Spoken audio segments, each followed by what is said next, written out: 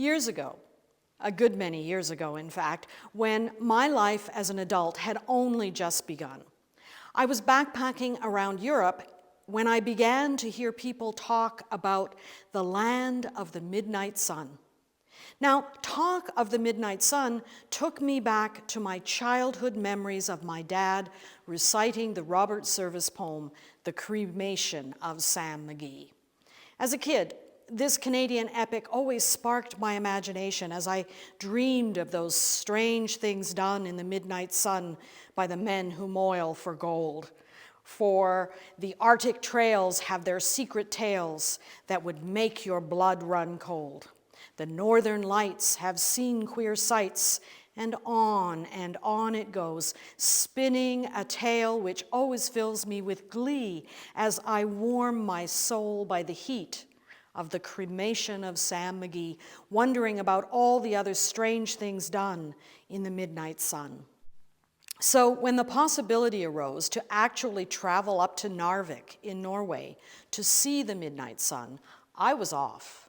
My rail pass covered all of Scandinavia, which before I had the opportunity to ride the Scandinavian rails, I had only seen on distorted maps, which made it look ever so small in comparison to Canada's vast landmass. The distortion of maps deceived me into believing that it would be only a short trip from Bergen to Narvik. Little did I know that in 1977, it would take me almost 3 days to travel the more than 1,000 kilometers, a trip which included disembarking over and over again to lend a hand to the conductors as we worked together to clear the tracks of snow. It was an epic trip on which my once innocent 20-year-old self learned to swig akavit like a Viking. As the train finally pulled into Narvik, I couldn't quite believe my eyes. It was barely 9 o'clock, and the sun was already beginning to set. Alas, the sun does indeed shine at midnight in the summer months, but in Norway, summer does not include the month of August. Disappointed, I resigned myself to abandoning our plans to camp on the hillsides which envelop the port of Narvik. Fortunately, the youth hostel was full, and we were forced to hike up and out of town to find a suitable spot to pitch our tents. As we toasted ourselves by the fire, my mind wandered back to the cremation of Sam McGee, and I wondered if I'd ever learn what strange things are done beneath the midnight sun. It wasn't long before the magnificence of our solar system displayed an array of stars not seen in the lower latitudes.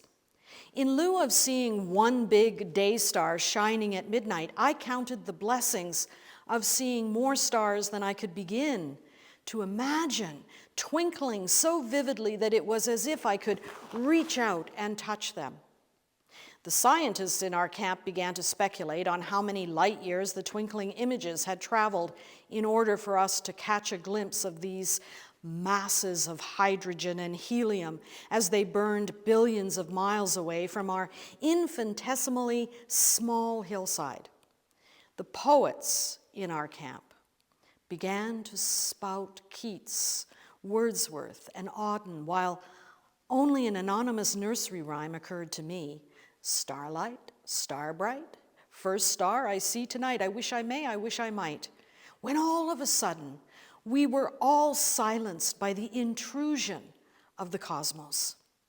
The beauty of the star-filled sky faded into the background, eclipsed by blazes of color dancing in the sky, tiptoeing across the hillside and caressing the treetops.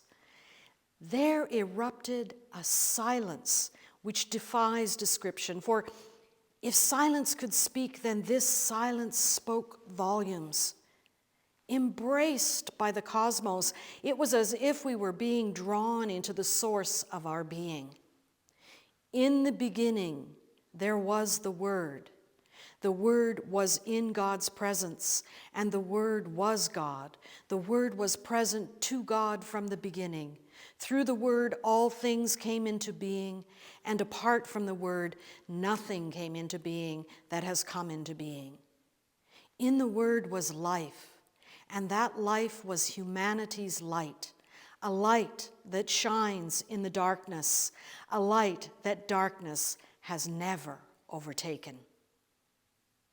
Light dancing, waves of glorious light, particles really, energized particles from our beloved day star, the sun, collide with our mother, the Earth's upper atmosphere at speeds of up to 72 million kilometers per hour.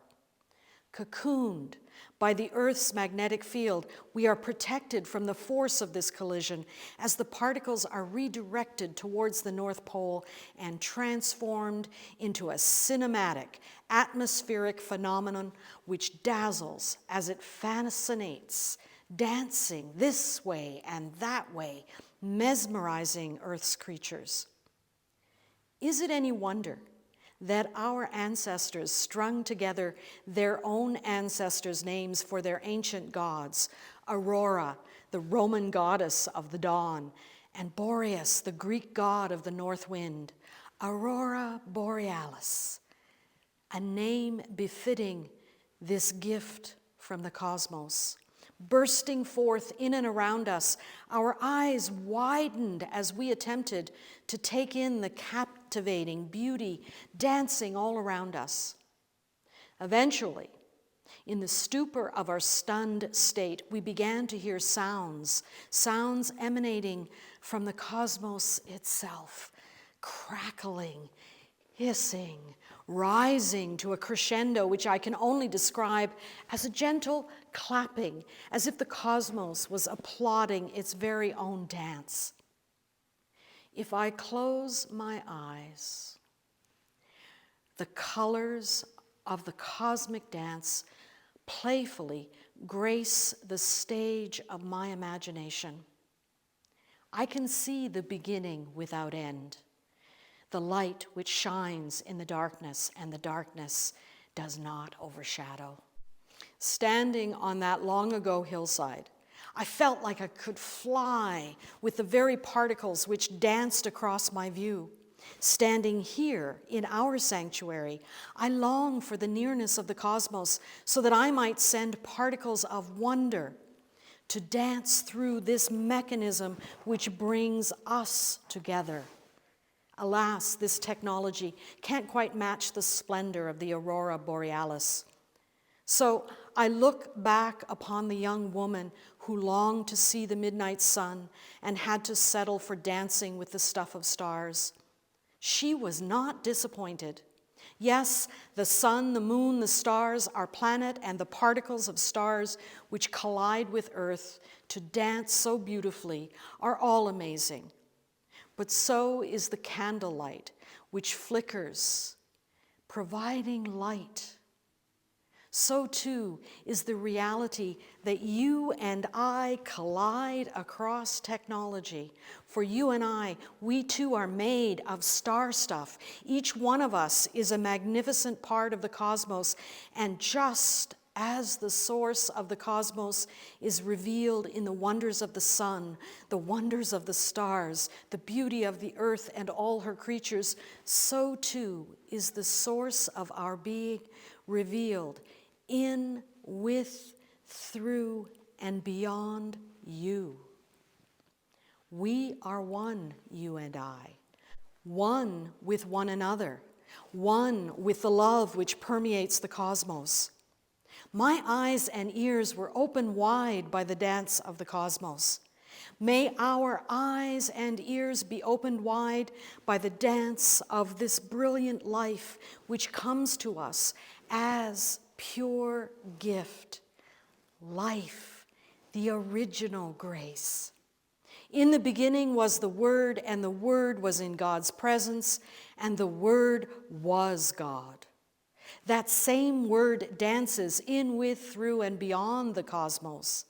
That same Word lives, moves, and has being in, with, through, and beyond you and I, for we are wonderfully made of the stuff of the cosmos. by the one which is, the love which calls us into being, dwells among us and causes us to be love. May the light which shines, which flickers, which dances, caress you and cajole you into joining in the dance, so that you too may hear crackling and hissing rising to a crescendo of gentle clapping as the cosmic one applauds you as you dance, as you love, as you live in this grace-filled gift which is life. Let it be so, you wonderful cosmic particles of the one in whom we live and move and have our being. Let it be so, now and always. Thanks be to all that is holy.